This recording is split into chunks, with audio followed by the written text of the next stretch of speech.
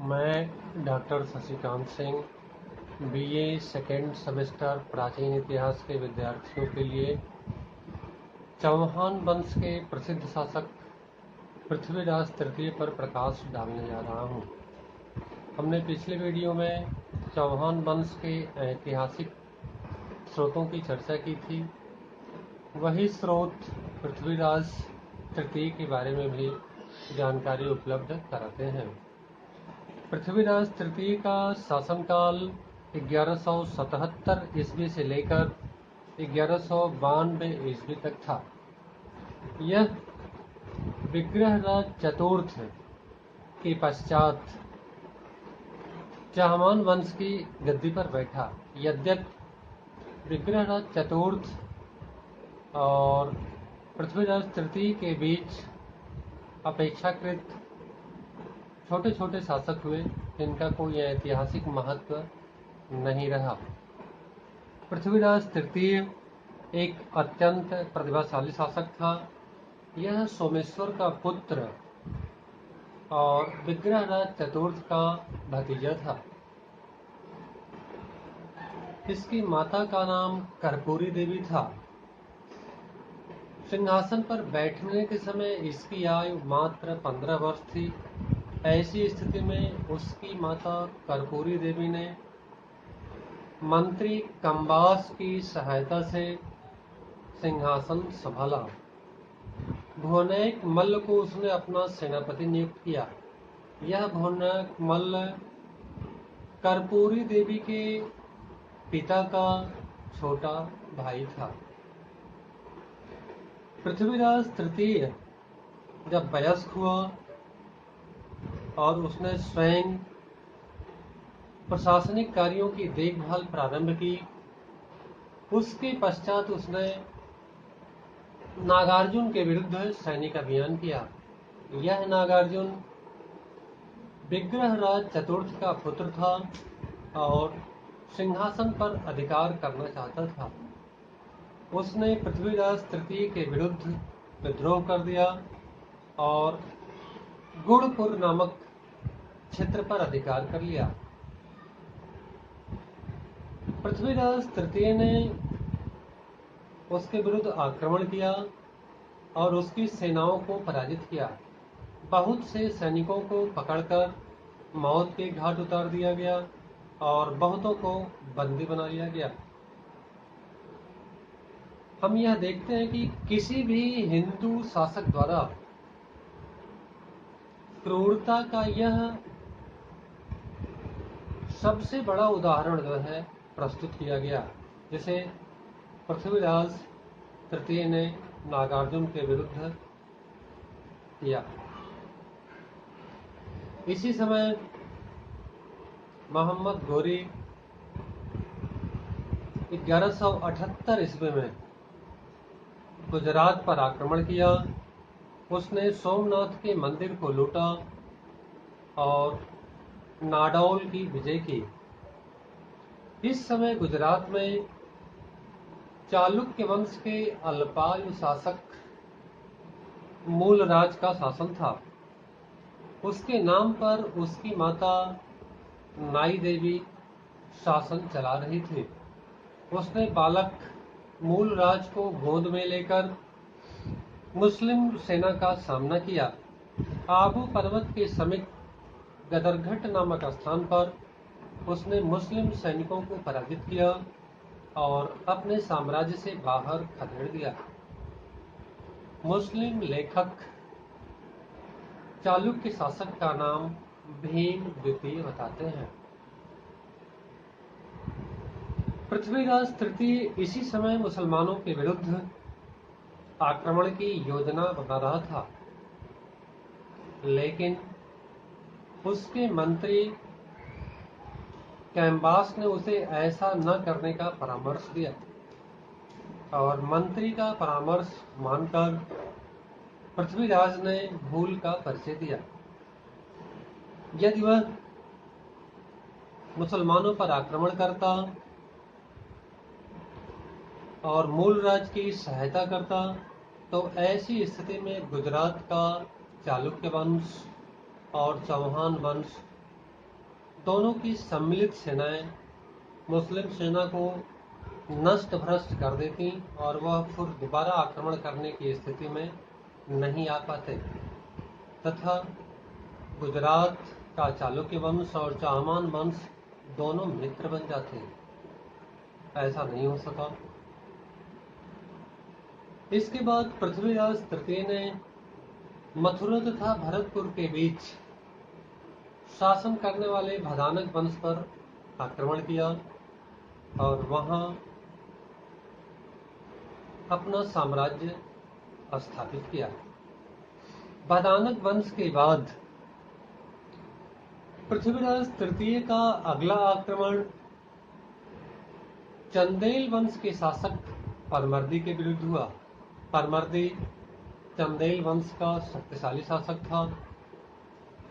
पृथ्वीराज तृतीय ने उसके साम्राज्य पर आक्रमण किया। चंदेल वंश में आल्हा और ऊदल नामक दो वीर भाई थे जो बनाफर वंश के थे। हम किंवदंतियों और कथाओं में आल्हा और ऊदल के बारे में आज भी कहानियां सुनते हैं। आल्हा खंड इन्हीं से संबंधित है। ये दोनों वीर भाई पृथ्वीराज तृतीय के विरुद्ध लड़ते हुए मारे गए। परमर्दी पराजित हुआ और चंदेल साम्राज्य के अधिकांश क्षेत्रों पर पृथ्वीराज तृतीय का अधिकार हो गया। लेकिन कुछ समय के पश्चात परमर्दी ने अपना खोया हुआ क्षेत्र पुनः प्राप्त कर लिया। यहाँ पर एक बार पुनः पृथ्वीराज तृतीय ने भूल का परिचय दिया। उसका साम्राज्य अब दो तरफ से शत्रुओं से घिर गया था। एक तरफ परमर्दी था जो चंदेल वंश का राजा था, तो दूसरी तरफ गाहड़वाल वंश का राजा जयचंद था। ऐसी स्थिति में पृथ्वीराज तृतीय को ज्यादा सैनिक व्यय करना पड़ा होगा और अपनी प्रजा पर कठोर कर लगाने पड़े होंगे राजस्व की वृद्धि के लिए। इसके बाद पृथ्वीराज तृतीय ने गुजरात के चालुक्य राज्य पर आक्रमण किया। इस समय गुजरात के चालुक्य राज्य में भीम द्वितीय का शासन था, लेकिन हमें ऐतिहासिक स्रोतों से इस युद्ध के परिणाम के विषय में कोई सूचना प्राप्त नहीं होती है। ऐसा लगता है कि प्रारंभिक युद्ध के बाद दोनों राजाओं में संधि हो गई। उधर मोहम्मद गोरी ने हार नहीं मानी। उसने फिर से सैनिक तैयारी की। 1181 ईस्वी में उसने सियालकोट में एक दुर्ग का निर्माण करवाया तथा 1186 ईस्वी में उसने लाहौर के गजनवी शासक खुसरो मलिक को परास्त किया। खुसरो मलिक को परास्त करने के बाद उसने पृथ्वीराज तृतीय के राज्य में स्थित तबर हिंद पर आक्रमण किया और छोटी छोटी कई सैनिक टुकड़ियों को परास्त किया। ऐसा लगता है इसी कारण मुस्लिम लेखक यह उल्लेख करते हैं कि मोहम्मद गोरी ने भारत पर कई आक्रमण किए। इस आक्रमण की सूचना पाकर पृथ्वीराज तृतीय अपनी सेना के साथ तराइन के मैदान में पहुंचा और उसने मोहम्मद गोरी को बुरी तरह से पराजित किया। यह युद्ध 1191 में करनाल जिले में स्थित तराइन के मैदान में लड़ा गया। मोहम्मद गोरी घायलावस्था में भाग निकला। पृथ्वीराज तृतीय की यह सबसे बड़ी भूल थी कि उसने मोहम्मद गोरी की सेना का पीछा नहीं किया और मोहम्मद गोरी को भाग जाने दिया। यदि वह गोरी की सेना का पीछा करता उसे नष्ट कर देता तो फिर वह दोबारा भारत पर आक्रमण करने की योजना नहीं बना पाता, लेकिन ऐसा नहीं हो सका। और इसी बीच पृथ्वीराज तृतीय ने अदूरदर्शिता का एक और उदाहरण प्रस्तुत किया। गहड़वाल वंश का शक्तिशाली राजा जयचंद ने संयोगिता का स्वयंवर किया और उस स्वयंवर भूमि से पृथ्वीराज तृतीय ने जयचंद की पुत्री संयोगिता का अपहरण कर लिया। जब उसे जयचंद को अपना मित्र बनाना चाहिए था तो उसने उसे अपना शत्रु बना लिया। भारत की तत्कालीन परिस्थितियां मोहम्मद गोरी के आक्रमण के लिए पूरी तरह अनुकूल थी।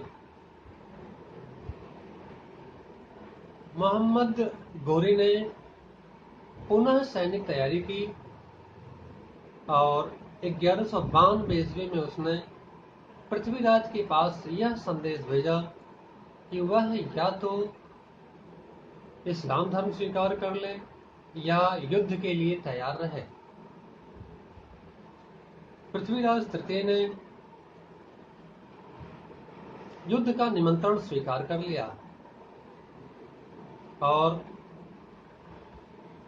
उसके पास मोहम्मद गोरी ने यह संदेश भेजा कि वह अपनी सेना लेके आ रहा है। उसने तबर हिंद पर आक्रमण किया और अधिकार कर लिया। अभी पृथ्वीराज तृतीय यह सोच रहा था कि मोहम्मद गोरी तबर हिंद पर अधिकार करके ही संतुष्ट हो जाए और आगे बढ़ना छोड़ दे। उसने ऐसा प्रस्ताव गोरी के पास भेजा और गोरी ने यहाँ कूटनीति से काम लिया। उसने पृथ्वीराज तृतीय के पास यह संदेश भेजा कि वह इस समय अपने भाई के अधीन है। भाई से विचार विमर्श करने के पश्चात ही वह कोई निर्णय ले पाएगा।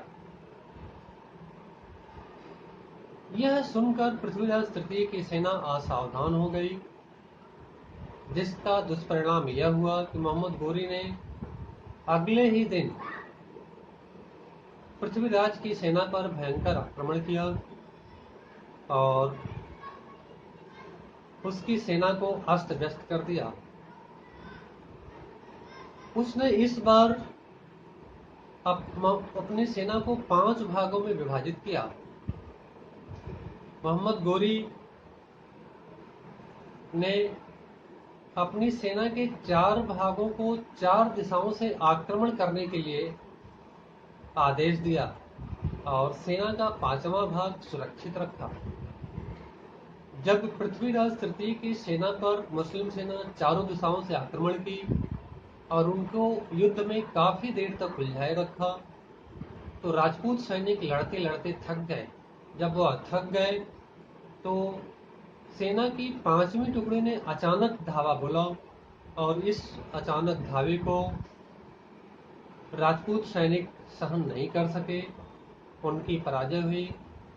पृथ्वीराज तृतीय बंदी बना लिया गया और अंततः मोहम्मद गोरी द्वारा उसकी हत्या करवा दी गई। इस प्रकार मोहम्मद गोरी ने पृथ्वीराज तृतीय के साम्राज्य में स्थित दिल्ली, झांसी, सिरसा, समाना, कोहराम और अजमेर के क्षेत्रों पर अधिकार कर लिया। हम तराइन के इस द्वितीय युद्ध के पहले तक यह देख रहे हैं कि पृथ्वीराज तृतीय ने अपनी सैनिक कुशलता का परिचय दिया था। उसने चंदेलों को पराजित किया, बदानकों को पराजित किया, गुजरात के चालुक्यों को पराजित किया और नागार्जुन को पराजित कर सिंहासन पर अपनी शक्ति को काफी प्रभावी बना लिया। तो वह सैनिक रूप से ज्यादा कुशल था, लेकिन कूटनीतिज्ञ कम था, उसमें दूरदर्शिता का अभाव था, जैसा हमने तराइन के प्रथम युद्ध में देखा। अथवा संयोगिता का अपहरण कर भी उसने और दूरदर्शिता का परिचय दिया। तो इस प्रकार हम यह कह सकते हैं कि वह सैनिक ज्यादा कुशल, कूटनीतिज्ञ कम था। उसकी सभा में प्रसिद्ध कवि चंद्रवरदायी निवास करता था। चंद्रवरदायी के अतिरिक्त जयानक, विद्यापत, गौड़ और विश्वरूप जैसे विद्वान निवास करते थे। इसका अर्थ यह हुआ कि वह विद्वानों का आश्रय दाता भी था। इस तरह से पृथ्वीराज तृतीय के मृत्यु के बाद कुछ समय तक चाहमान वंश जीवित रहा, लेकिन कुछ समय के पश्चात पूरे चौहान साम्राज्य पर मुस्लिम सत्ता स्थापित हो गई। बहुत बहुत धन्यवाद।